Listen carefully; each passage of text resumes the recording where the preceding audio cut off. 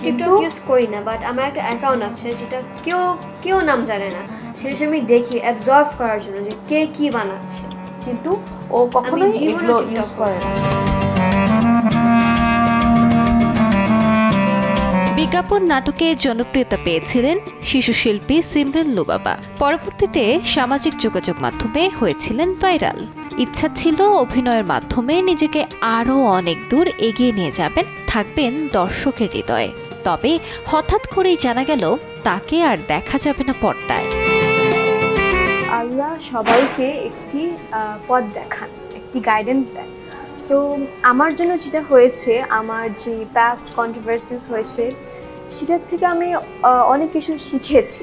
টাইমটা আমার জন্য খুবই হার্ড ছিল, তো সেই ব্যাপারে কথা বলতে গেলে আমার একটু কষ্ট তো লাগবেই।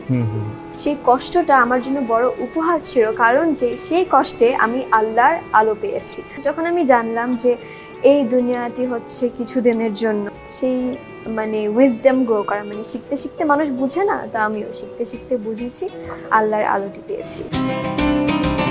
শুধু মিডিয়া নয়, প্রকাশ্যে আর মুখও দেখাবেন না বলে জানা গেছে। ইতোমধ্যে নিকাব পরা শুরু করেছেন লুবাবা। তার মা জাহিদা ইসলাম জেমি বিষয়টি নিশ্চিত করে বলেন, এটি সম্পূর্ণ লুবাবার নিজের সিদ্ধান্ত। মিডিয়ায় কাজ করলে যেহেতু মুখ দেখাতে হয়, তাই এখন আর কাজ করাও সম্ভব নয়।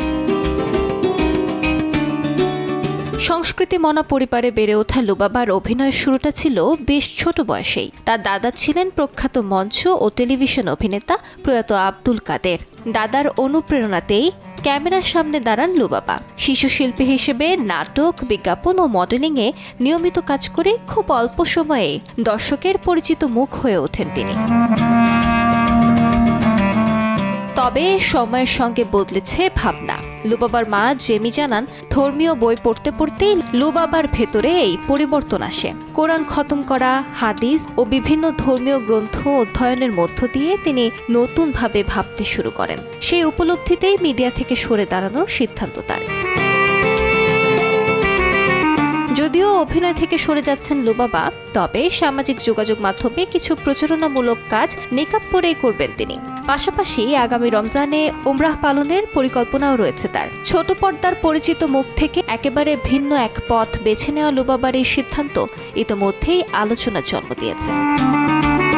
আলিশা ইসলাম, সময় সংবাদ।